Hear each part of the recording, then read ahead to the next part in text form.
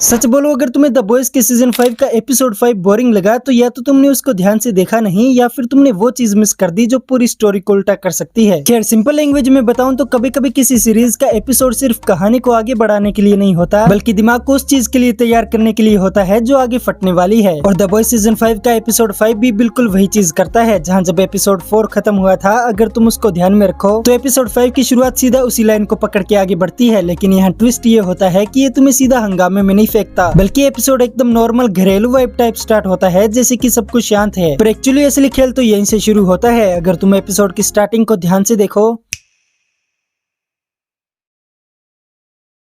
तो इसमें छोटी छोटी चीजें हिंट देती है कि सब कुछ ऊपर से नॉर्मल है पर अंदर से सब हिल चुका है, जिसमें कैरेक्टर्स का बिहेवियर हल्का सा बदला हुआ लगता है। कोई ज्यादा रिएक्ट नहीं कर रहा पर सब अंदर ही अंदर कुछ तो एब्जॉर्ब कर रहे हैं। जहाँ जैसे कि इसके बाकी एपिसोड एक अलग स्पीड के साथ चल रहे थे एंड वही इस एपिसोड में आके ये एकदम से स्लो बिल्डअप हो जाना स्टोरी की टेंशन को कम नहीं करता बल्कि उसे और हेवी बना देता है। वेल, इस एपिसोड का मेन फोकस फायर क्रैकर पे होता है और यहीं पर शो एक थोड़ा रिस्की पर स्मार्ट मूव लेता है, क्योंकि अब तक तुम इस औरत को बस हवस भरी निगाह से ही देखते थे, बट यहाँ पर तुम्हें फायर क्रैकर का एक दूसरा साइड भी दिखाया जाता है, जहाँ ये बात ये लोग सीधा मुंह पे नहीं बोलते, बस छोटी छोटी चीजों से समझाते हैं, जैसे कि उसके बोलने का तरीका, कभी ओवर कॉन्फिडेंट, कभी हल्का सा रुकना और कभी आंखों में डाउट। ये सब रिएक्शन एक चीज क्लियर करते हैं कि ये बंदी जो दिखा रही है वो चीज बिल्कुल उसके फैसलों के ऑपोजिट है एंड ये चीज अब दुनिया के सामने स्ट्रॉन्ग दिखने के लिए उसकी एक आदत बन चुकी है एंड वो इस चीज को अपने आप को प्रोटेक्ट करने के लिए एज ए शील्ड यूज करती है। क्योंकि अगर तुम इस औरत के प्रति तुम्हारी हवस को थोड़ा सा साइड में रख के सोच के देखो तो डूड, ये बंदी कब से अपने इमोशंस को दबा के बस हंसती आई है। आई मीन, जब फायर क्रैकर स्क्रीन पे आती थी तुम कभी सोच ही नहीं पाते थे कि इस कैरेक्टर में भी इमोशन से भरा हुआ अकेलापन होगा, जहां वो भले ही अपने इमोशंस को जाहिर नहीं करती है पर इसका मतलब ये तो नहीं कि उसके इमोशंस खत्म हो चुके हैं। लेकिन यहीं पे एपिसोड की स्पीड थोड़ा टेस्ट लेती है, क्योंकि जब 10-15 मिनट तक फायर क्रैकर स्क्रीन पे रहती है और मेन कहानी साइड में चली जाती है, तब जाके तुम्हारा दिमाग बोलता है कि बेटी चौदह बंद करो ये बकचोदी, अब सीधा असली मुद्दे पे आओ।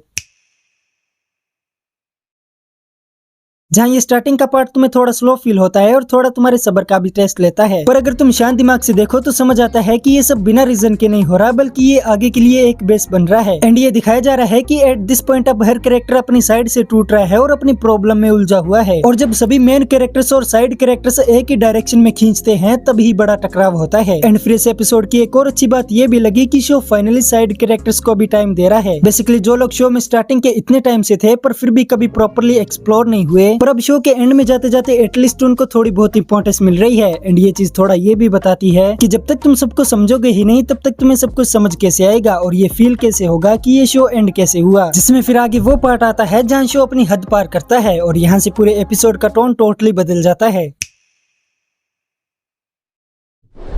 जो सीन्स यहाँ दिखाए गए हैं वो सिर्फ शौक के लिए नहीं है, वो ये दिखाते हैं कि जब पावर कंट्रोल से बाहर हो जाती है तो इंसान कितना नीच बन सकता है। बेसिकली होमलैंडर यहाँ पे सबसे डेंजरस लगता है, जहाँ पहले वो सिर्फ पावरफुल था पर अब वो मेंटली अनस्टेबल भी लग रहा है। और देखा जाए तो यही कॉम्बिनेशन उसे और भी खतरनाक बनाता है, क्योंकि अब उसके हर एक्शन में एक अजीब सा कॉन्फिडेंस है, जिसे उसको लगता है कि अब कोई भी उसे रोक नहीं सकता। एंड एक और डिटेल, जब वो सिस्टर सेज वाला सीन आता है जहाँ वो अपना प्लान बताती है, वेल ये प्लान एक्चुअली पूरे सीजन की बैकबोन हो सकता है, क्योंकि अगर तुम थोड़ा आगे की सोचो तो ये सिर्फ एक प्लेन ही पूरा गेम बदल सकता है। सोच के देखो, अगर ये चल गया तो ये सिर्फ the boys versus soups battle नहीं रहेगा, बल्कि ये ह्यूमन वर्सेस सूप्स बैटल वार बन जाएगा। और अगर ऐसा होता है तो इतने बड़े शो की जिसका स्टार्ट होने का मोरल ही यही था, अगर उसकी एंडिंग यहाँ पे आके ऐसे खत्म होती है तो इससे परफेक्ट एंडिंग और क्या होगी, क्योंकि फिर ये एक ऐसी पर्सनल लड़ाई बन जाएगी जिसमें पूरी दुनिया इन्वॉल्व होगी। और फिर आता है सोल्जर बॉय और इस बंदे का तो अपना अलग ही सीन चल रहा है, क्योंकि इन भाई साहब का कुछ समझ ही नहीं आ रहा कि हर एपिसोड में पकड़म पकड़ाई क्यों खेल रहा है। पर फिर भी एक बात तो है, सोल्जर बॉय जब भी स्क्रीन पे आता है सीन अपने आप इंटरेस्टिंग हो जाता है। एंड उसी के साथ इसको देख के ये भी फील हो रहा है कि मेकर्स इसको ऐसे ही वेस्ट नहीं करना चाहते। मतलब अगर तुम ध्यान दो तो ये बंदा किसी भी साइड जा सकता है और जब स्टोरी में ऐसा कैरेक्टर होता है तो स्टोरी और भी अनप्रेडिक्टेबल हो जाती है। और उसी के साथ भाई ने पूरे एंटायर सीजन को मिर्जापुर बना दिया, और वो भी सिर्फ एक डायलॉग से।